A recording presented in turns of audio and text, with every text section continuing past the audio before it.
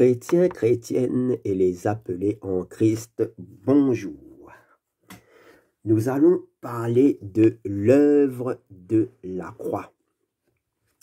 Voici la vidéo que j'estime la plus importante que j'ai faite. L'œuvre de la croix, la mort et la résurrection de Yehoshua, Jésus-Christ. Je vais expliquer dans cette vidéo qu'est-ce que l'œuvre de la croix et pourquoi. Et en même temps, apporter beaucoup d'éclaircissements sur cette œuvre extraordinaire et aussi apporter la vérité sur de faux enseignements à propos des jours de la mort et de la résurrection de Yehoshua. Et ça avec l'appui des Saintes Écritures. Tout est dans les Écritures. Pour l'homme qui veut paraître devant le Dieu créateur, l'Élohim, il y a un seul chemin. Yehoshua HaMashiach, Jésus-Christ, car il est écrit en Jean 14, verset 6, Yehoshua, Jésus, lui dit, « Je suis le chemin, la vérité et la vie. Nul ne vient au Père que par moi. » Donc, pour aller au Père et vivre dans le royaume éternel, il faut absolument passer par l'œuvre de la croix, qui seul nous amène au salut. C'est à la croix que tout commence pour le chrétien véritable.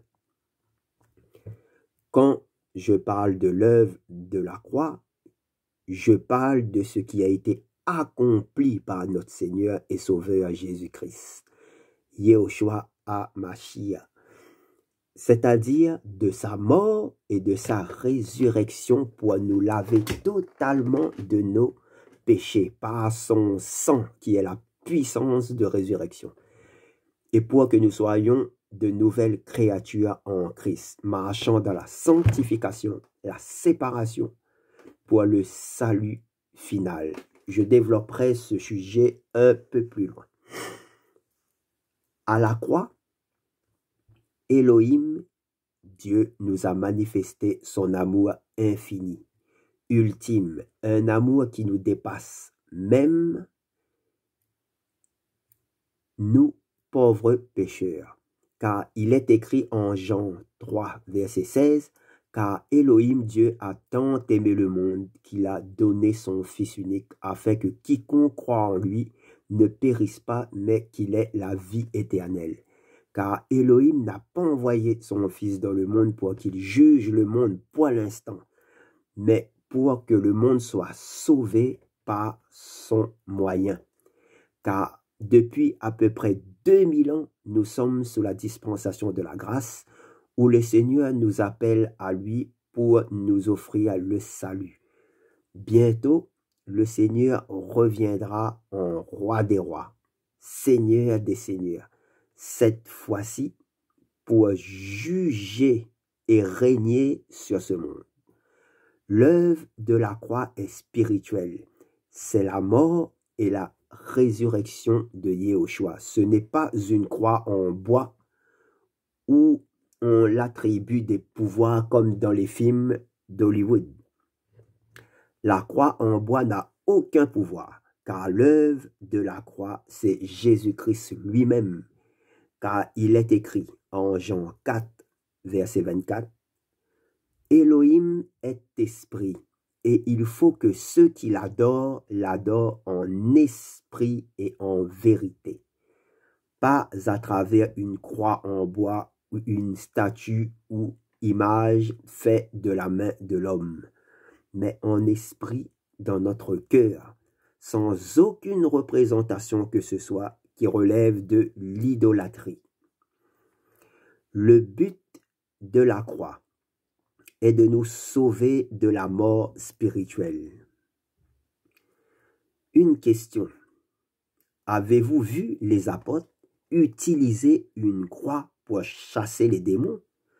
Ou les chassaient-ils par le nom de Yeshua, Jésus-Christ, par la puissance qu'il y a dans ce nom, par la puissance du Saint-Esprit? Exode 20, à partir du verset 4. Tu ne feras point d'image taillée, ni de représentation quelconque des choses qui sont en haut, dans les cieux, qui sont en bas sur la terre, et qui sont dans les eaux les plus profondes de la terre. Tu ne te prosterneras point devant elles, et tu ne les serviras point. Car moi, Yahweh, ton Elohim, je suis un Elohim jaloux, qui punit l'iniquité des pères sur les enfants jusqu'à la 3e génération de ceux qui me haïssent, et fait miséricorde jusqu'en 1000 générations à ceux qui m'aiment et qui gardent mes commandements. Amen. La grande question est là. Pourquoi l'œuvre de la croix? La grande réponse est, et ça c'est un des premiers points importants, pourquoi l'œuvre de la croix? À cause du péché. À cause du péché. Et je le répète une 3e fois, à cause du péché. Le péché veut dire rater le but. La source de tous les problèmes dans ce monde, c'est le péché. Voilà la vérité des vérités du problème dans ce monde. Ce ne sont pas les gouvernements. Ce ne sont pas les loges secrètes comme les francs-maçons, les Illuminati, etc. Ce ne sont pas les banques. Ce n'est pas la pollution et ce ne sont pas les catastrophes naturelles. Tout ça ne sont que des conséquences du péché.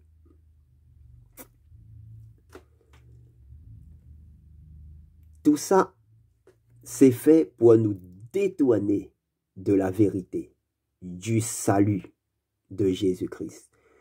Le problème, c'est le péché qui est dans l'homme. Voilà la véritable maladie de ce monde. Et seul Yahushua est capable d'ôter le péché dans l'homme. Donc, aucun homme ne pourra amener la paix sur la terre. À part Elohim lui-même, en Yahushua HaMashiach, Jésus-Christ. Alléluia. La véritable maladie sur cette terre, c'est le péché. C'est la source de tous les maux. Et ça, il faut bien le comprendre. Voici maintenant la véritable histoire de ce monde, de notre monde, qui n'est pas du tout ce qu'on raconte dans les livres d'histoire. Elohim créa les cieux en premier et la terre après. Vois Genèse. Au début, Elohim a créé le monde spirituel en premier. Les anges, archanges, chérubins et les séraphins. Ils ont été créés avant que la création fût créée, c'est-à-dire l'univers, les planètes, les galaxies, soleil, c'est-à-dire le monde physique. Donc, Elohim a créé le monde spirituel, où est placé son trône, et le monde physique, l'univers. Toute la création n'était pas souillée par le péché. Et parmi les chérubins, il y avait celui qu'on appelle Lucifer, que je mets en parenthèse. Et en Ézéchiel, il est écrit qu'il était un chérubin protecteur, aux ailes déployées, beau, d'une grande intelligence, couvert de pierres précieuses, donc de haute dignité devant le trône d'Élohim. Au début, il était parfait dans ses voies, mais à un moment donné, que personne ne sait, l'iniquité fut trouvée en lui et il devient orgueilleux. En résumé, voulant prendre la place d'Élohim et être adoré. L'orgueil.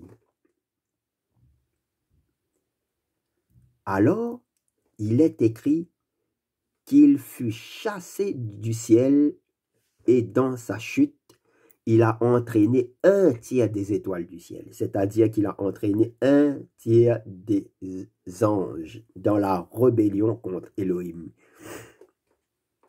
Et il fut chassé du ciel aussi avec lui. Et il devint des anges, ce qu'on appelle les anges déchus, les démons. Le Seigneur a dit que quiconque n'est pas avec moi est contre moi. Il y a donc deux voies qui existent, pas une de plus. Deux voies.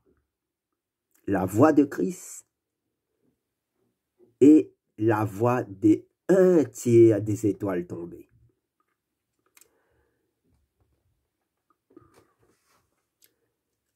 Satan devint donc un agent destructeur pour la création, lui et ses démons. Donc, ça nous apprend une grande vérité. Le premier à avoir péché est un chérubin, un ange. Et ensuite, les anges qui l'ont suivi. Donc, le péché a existé avant la création de l'homme. C'est pour ça que Elohim ne voulait pas que Adam ne touche à l'arbre de la connaissance, contenant la connaissance du péché. C'est pour ça que dès Genèse, quand Elohim créa la terre, il est écrit que la terre devint informe et vide. C'est-à-dire que la terre n'était pas dans cet état à l'origine, où à l'origine elle était magnifique. La preuve est dans Ésaïe 45, verset 18, où on nous dit qu'elle fut créée parfaite et habitable. Et en Job 38, verset 7, on nous dit que les fils de Elohim, les anges, poussaient des chants d'allégresse devant la beauté de la terre quand Elohim l'avait créée. Dans Genèse, la terre devint informe et vide. Et pas était, qui est une mauvaise traduction. Il y a des traductions qui est écrit la terre était informe et vide, comme si qu'elle avait été créée informe et vide. C'est faux. Elle devint informe et vide. Donc, la terre est devenue dans cet état de tohu bohu en hébreu, de chaos, à cause de Satan et de ses démons. Il s'est passé beaucoup de choses depuis la création de la terre jusqu'à la chute de Satan. Et le fait que la terre se trouve dans un état de chaos dans Genèse, dont nous avons que très peu d'informations bibliques. Je pense que Elohim ne veut pas qu'on s'attarde là-dessus. Car le Seigneur veut qu'on s'attarde sur notre repentance, sur notre délivrance, sur le royaume. Donc, dans Genèse, il ne s'agit pas ici de la création de la terre, mais de sa régénération. La terre est plus vieille que 6000 ans. Même des chrétiens pensent que la terre n'a que 6000 ans.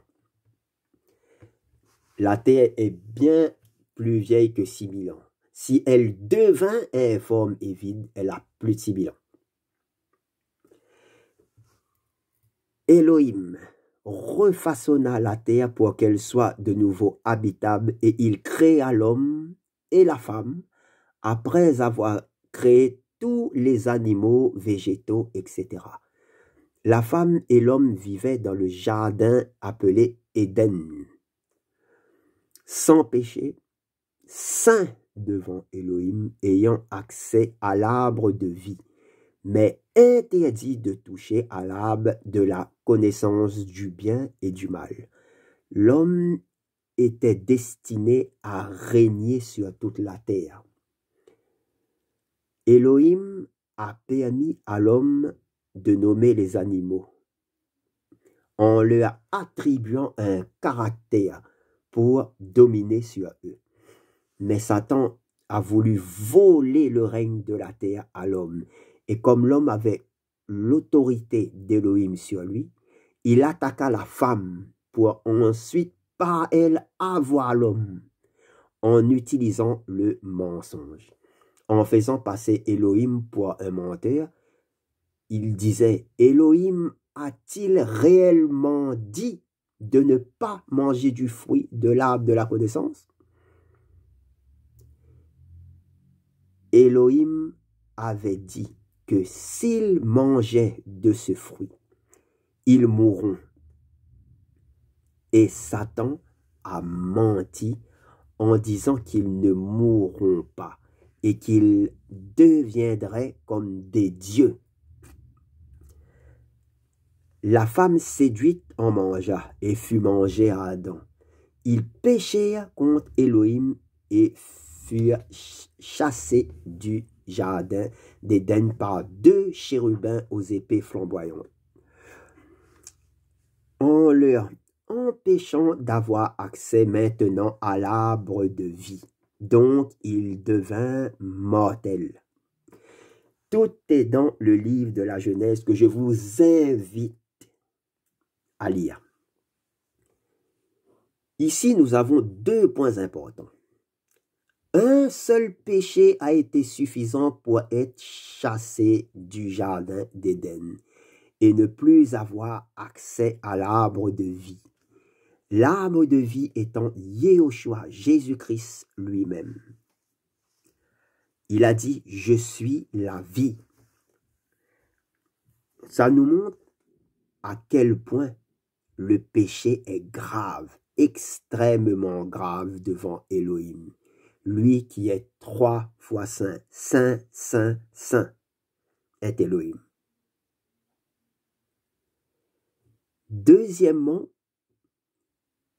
ils ont été privés de l'arbre de vie. Donc, ils devinrent, comme je l'ai dit, mortels. C'était pour eux la mort spirituelle et aussi physique. Il y a 2 morts, la mort physique et la mort spirituelle, appelée la seconde mort dans Apocalypse. C'est la séparation d'avec Élohim, Dieu. En Romains 6, verset 23, car le salaire du péché, c'est la mort, mais le don gratuit de Élohim, c'est la vie éternelle en Yehoshua HaMashiach, notre Seigneur. C'est pour ça qu'il faut accepter Yehoshua, Jésus-Christ, comme Sauveur et Seigneur, pour être sauvé de la mort spirituelle. Car nous avons tous péché et nous sommes privés de la gloire et de la présence du Seigneur. Dieu, Élohim, a sacrifié un animal, a pris la peau et a fait un vêtement pour l'homme et la femme. Cela annonçait qu'il fallait un sacrifice pour recouvrir la honte de l'homme. Ce vêtement symbolique était Yehoshua, Jésus-Christ lui-même. Dès Genèse, le sacrifice de Christ avait été annoncé de façon symbolique, une préfiguration. Au passage, Adam et Ève sont au ciel. En Genèse 4, on nous dit que les hommes ont commencé à invoquer le nom du Seigneur. Adam et Ève faisaient partie. Et avec le sacrifice préfiguratif de l'animal, où le sang a été versé en rémission du péché. Faisons comme nos parents originels. Repentons-nous, faisons comme eux. Invoquons le nom du Seigneur et nous serons sauvés. Dieu savait qu'ils allaient pécher et avait prévu un plan de rédemption, et ça depuis la fondation du monde. C'est extraordinaire.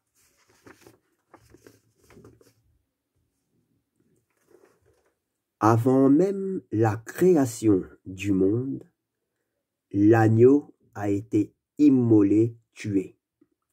Le sacrifice à la croix était déjà accompli dans l'esprit d'Élohim, de Dieu. Élohim avait déjà solutionné le problème du péché dans l'esprit avant qu'il ne paraisse. Élohim est grand, il est tout-puissant. Alléluia. Donc, l'histoire du monde tourne autour de l'œuvre de la croix.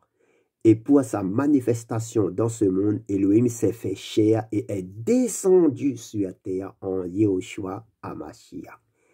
Il a été sacrifié et a versé son sang précieux pour nous laver de nos péchés, pour qu'on devienne saints aux yeux du Père. Voilà l'amour inconditionnel que Élohim nous a manifesté, l'œuvre de la croix. Quiconque accepte l'œuvre de la croix, croit en Yehoshua et reçoit l'esprit de vie, naît de nouveau d'en haut et marche dans la sanctification, est sauvé et a la vie éternelle. Amen. Il est sauvé de la mort spirituelle. À la croix, la loi a été accomplie.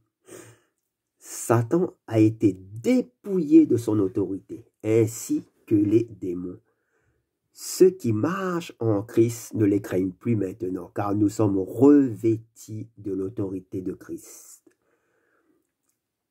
Jésus a pris la clé de la mort et du séjour des morts.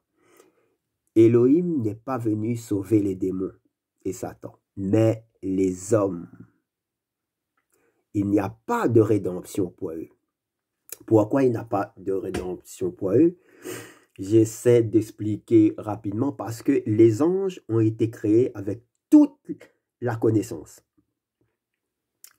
Par rapport aux hommes, l'homme est né dans le péché et dans l'ignorance, dans une sorte d'ignorance.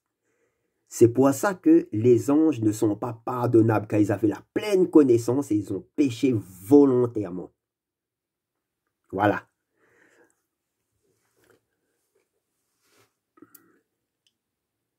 Satan déteste la croix, car c'est ici qu'il a été vaincu. Il est dit qu'il est le prince de ce monde, mais c'est un ennemi vaincu. Dans le monde, Satan fait tout pour mener l'humanité avec lui dans les temps de feu, car il connaît la Bible, bien plus que certains chrétiens. Même il la connaît par cœur. Il sait comment il va finir, donc il va essayer de corrompre l'humanité par le péché. Rappelez-vous de la tentation de notre Seigneur dans le désert, où Satan a dit que si Yehoshua s'inclinait devant lui, il lui offrirait tous les royaumes de ce monde. Il est donc le prince de ce monde. La plupart des gens les plus haut placés dans ce monde font partie des loges secrètes où Satan est vénéré, leur donnant richesse, pouvoir, mais en échange, ils doivent amener des âmes à lui. Mener les âmes à la perdition, car toute espèce, par toute espèce de moyens, pas possible. Beaucoup ont fait des pactes avec le diable. Politique, stars de musique, sport, les plus riches de ce monde, etc. Pour la richesse, pouvoir, célébrité, mais ce ne sont que des gloires temporaires, une fumée qui se dissipe dans le vent, car eux-mêmes, des fois, ne savent pas qu'ils sont en train de se faire tromper par le diable. Car le diable ne veut pas leur bien, mais il veut les mener à la perdition, en enfer. S'ils meurent comme ça, sans se repentir, ça va être le choc extrême. Ils vont se retrouver dans un endroit sombre, où il y a des flammes par-ci par-là, comme dans des espèces de cavernes sous la terre. Aucune création, même pas une fleur.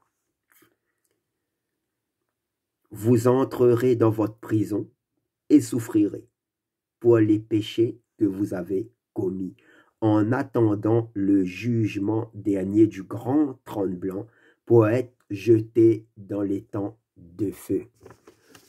Voilà la vérité. Ce qu'enseigne la parole d'Élohim. Le péché ne peut pas entrer dans le royaume d'Élohim.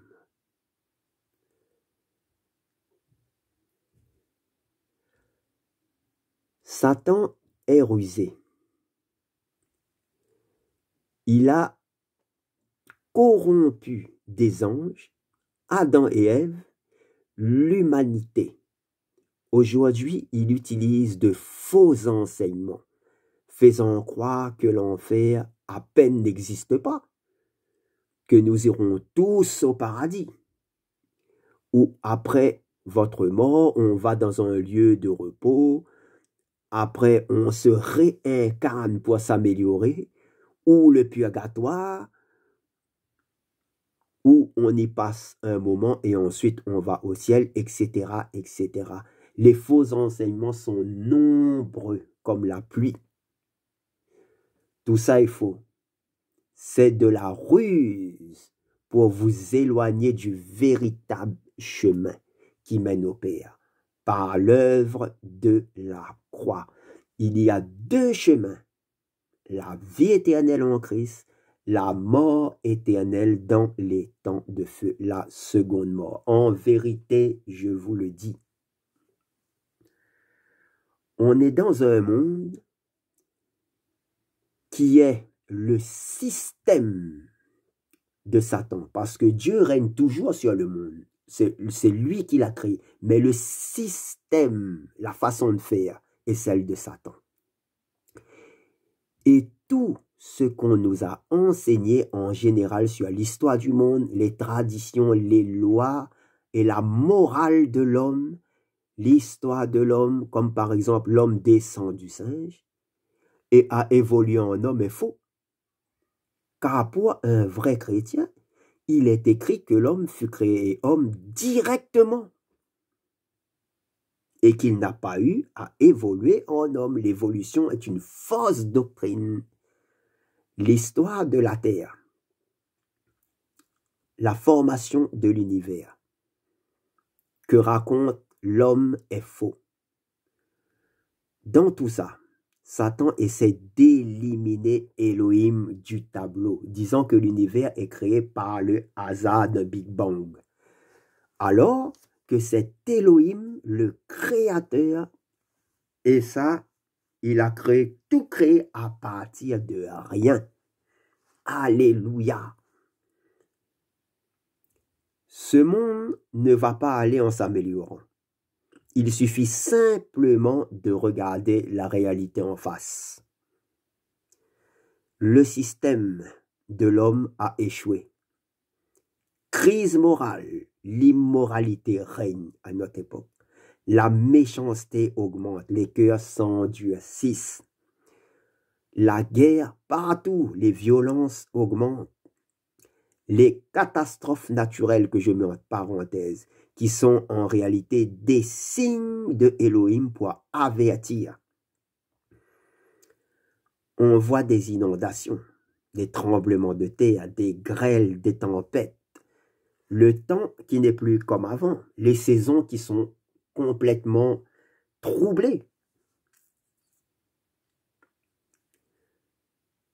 Nous nous dirigeons droit vers la dernière semaine du livre de Daniel, les 7 années où Elohim va ramener la paix sur la terre en éliminant tous ceux qui font le mal sur cette terre. Les 7 années vont être terribles, car c'est une destruction complète de ce système. Pour un autre, où Yehoshua HaMashiach, Jésus-Christ va régner pendant 1000 ans, après la tribulation de 7 ans. Ensuite, on va entrer dans l'éternité glorieuse. Amen. Tout ça, vous pouvez le voir dans le livre de l'Apocalypse. Beaucoup seront sauvés pendant la tribulation, car Elohim est le Dieu qui sauve, Yahweh, Yasha, Yehoshua. Voilà un bref résumé de la véritable histoire de ce monde.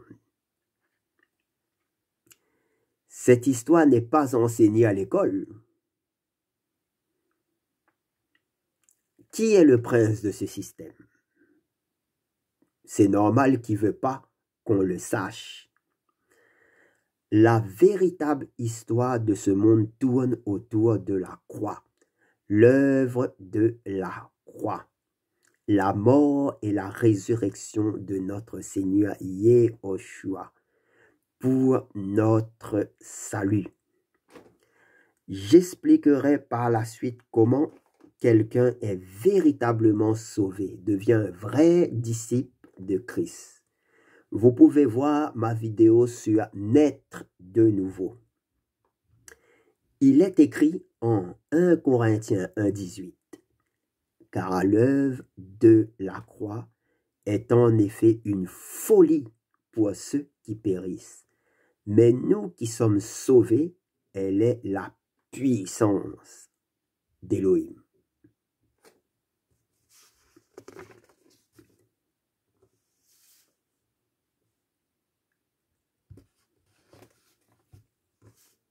Voilà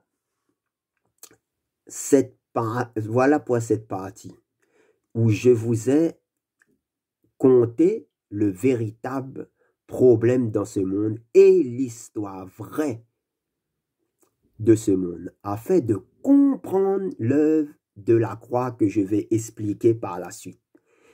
En fait, il faut bien se remettre dans le véritable contexte et pas dans un contexte faux. Dans la suite,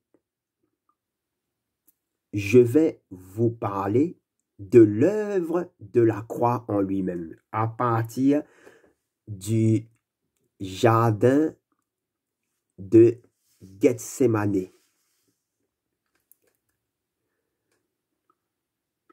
On va voir qu'est-ce qui s'est passé et en apportant à chaque fois des éléments dont on ne parle pas beaucoup ou on n'a pas beaucoup développé. Par exemple, pourquoi les ténèbres pendant la crucifixion? Pourquoi le voile du temple s'est déchiré? Les vrais jours de la mort et de la résurrection de Yeshua. On nous a enseigné que Jésus est mort un vendredi et ressuscité le dimanche. Mais on nous a dit que Jésus est resté 3 jours et 3 nuits dans le séjour des morts. Ça fait 3 jours. Et si on regarde le fait qu'il est mort le vendredi soir et il est ressuscité le dimanche matin, ça ne fait pas 3 jours. Donc il y a un problème. Et moi, je vais vous annoncer le vrai déroulement de ces 3 jours.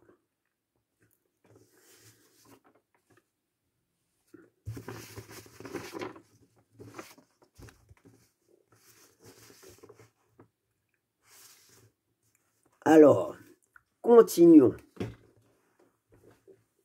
Passons maintenant à l'œuvre de la croix en elle-même. L'œuvre extraordinaire de la croix.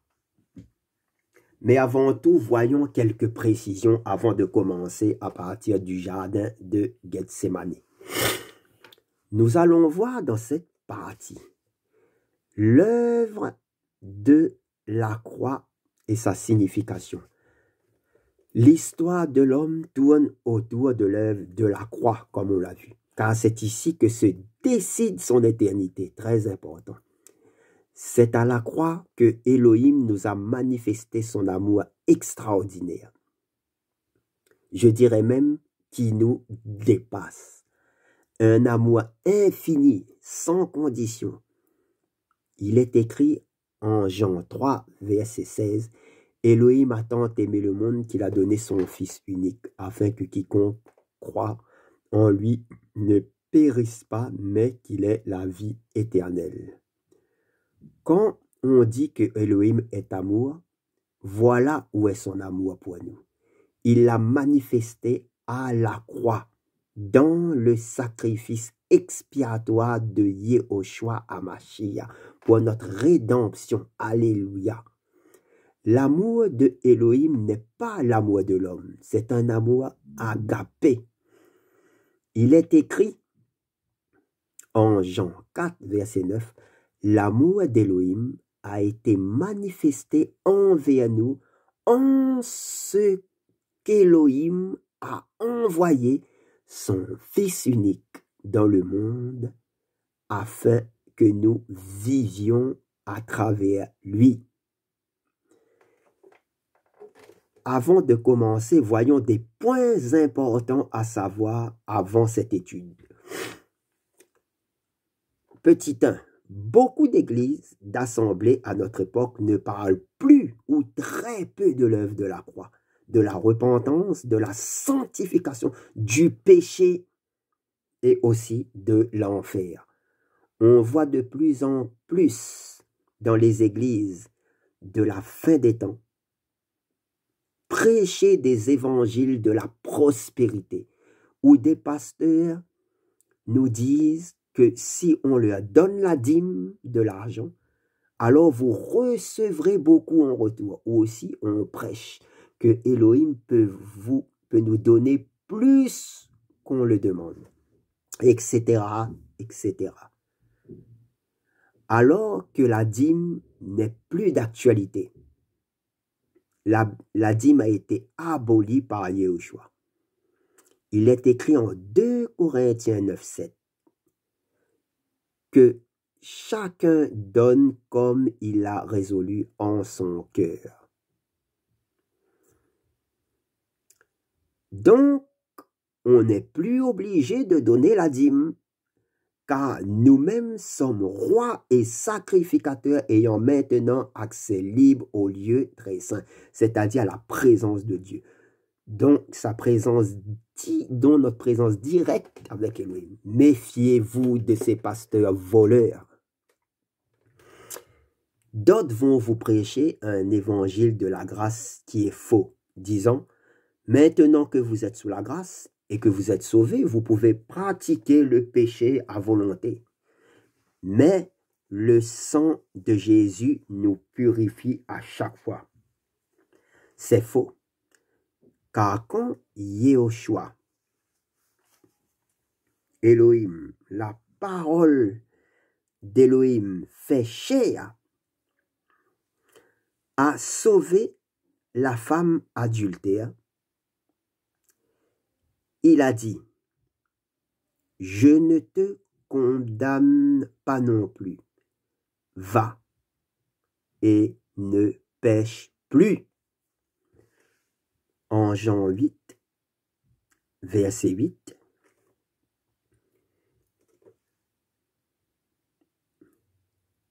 une fois qu'on a été sauvé par Yehoshua, on ne doit plus pécher. C'est clair et plusieurs versets bibliques l'attestent. En 1 Jean 3, verset 9, on nous dit « Quiconque est né de lui ne pratique pas le péché. » Quiconque est né de lui, est engendré de lui. En 1 Jean 3, verset 6, « Quiconque demeure en lui ne pêche pas. » En Yehoshua, demeure en Yehoshua. On a aussi Romains 6, verset 1, Romains 6, verset 15, 1 Jean 5, verset 18.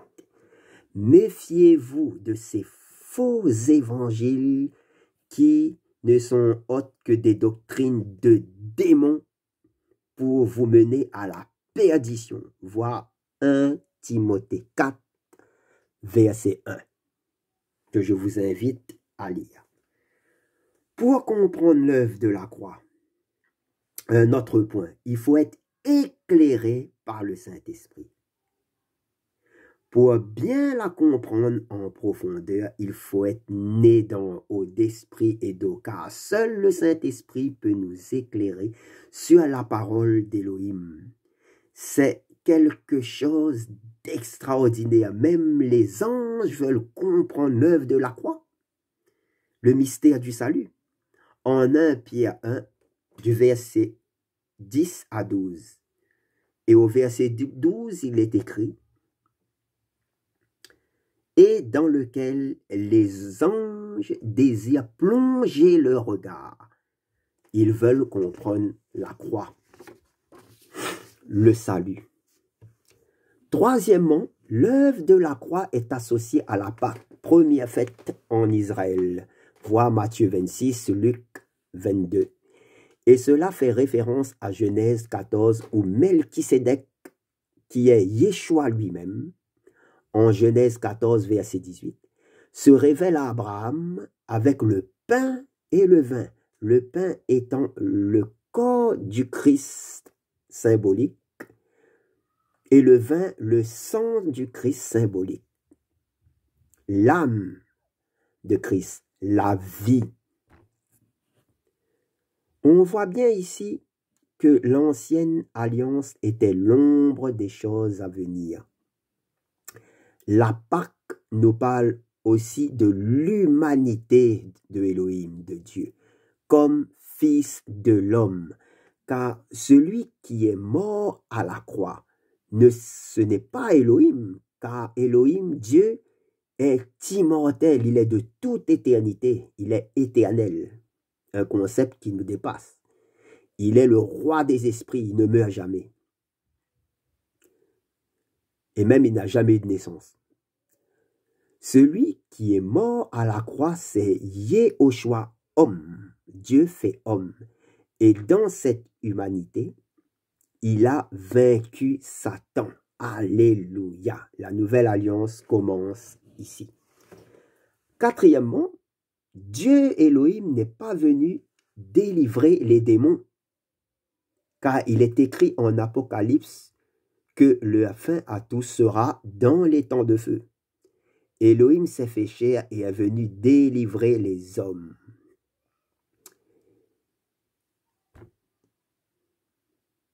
Qu'est-ce que l'homme, le mortel, pour que tu te souviennes de lui? Psaume 8, verset 5. On a de l'importance aux yeux d'Elohim. C'est pour ça que l'assemblée des vrais disciples de Christ est appelée l'épouse de Christ. Vous voyez notre importance pour Christ. Il nous voit comme son épouse. Il est écrit que c'est même un mystère. En Éphésiens 5, verset 32, il est écrit: ce mystère est grand. Or, je parle du Mashiach et de l'assemblée de l'Église. Un mystère, c'est quelque chose de très grand. Moi, j'ai un point de réponse pourquoi on est considéré autant. Il nous a créés à son image. Amen. La nouvelle alliance christique, un autre point, ne veut pas dire que Elohim a rejeté Israël. Beaucoup le pensent. En vérité, il existe une espèce de judéo-phobie,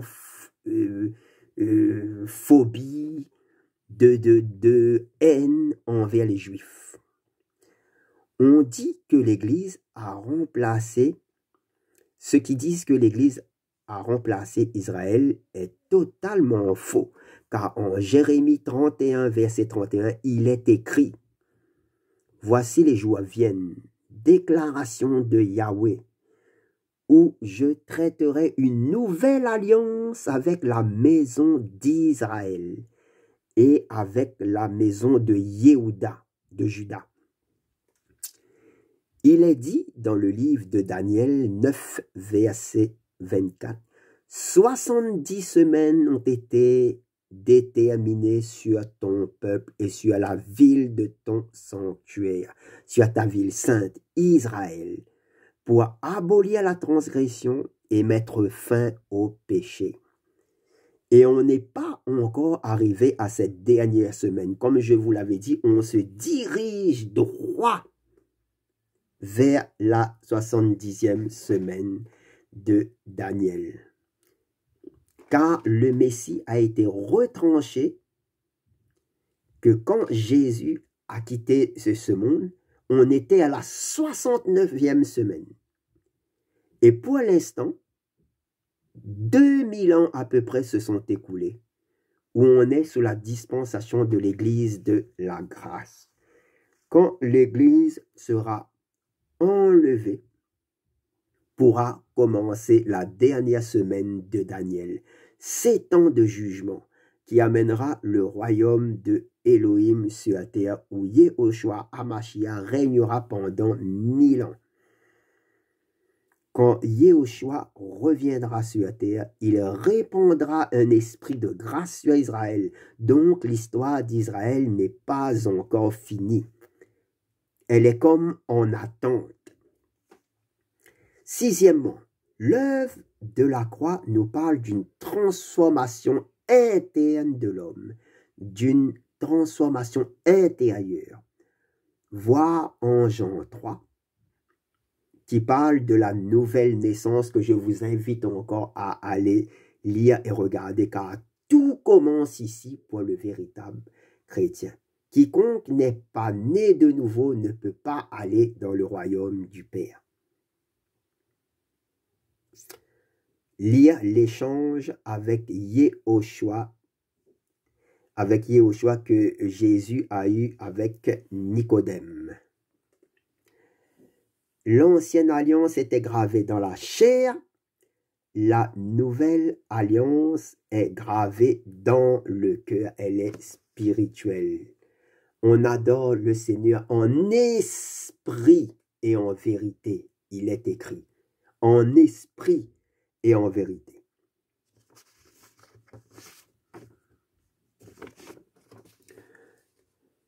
C'est pour ça que pour sauver l'homme du péché, il est dit en Hébreux 2, verset 14. Ainsi donc, puisque les enfants participent à la chair et au sang, lui aussi, Jésus, Yehoshua, pareillement a participé aux mêmes choses, afin que par le moyen de la mort, il priva de pouvoir celui qui a la force souveraine sur la mort, c'est-à-dire le diable. Donc Elohim s'est fait homme et est descendu sur la terre, né par la puissance du Saint-Esprit, en Myriam, en Marie, à Bethléem. Alléluia. Donc Dieu est descendu sur la terre. Donc voilà. Nous allons arrêter cette première vidéo ici. Et dans la suite, directement après, on commencera sur l'enseignement à propos de la mort et de la résurrection de Yehoshua à partir du jardin de Gethsémane. Alléluia. Alléluia. Que le Seigneur vous bénisse tous. Maranatha, viens Seigneur Yeshua. Alléluia. Amen.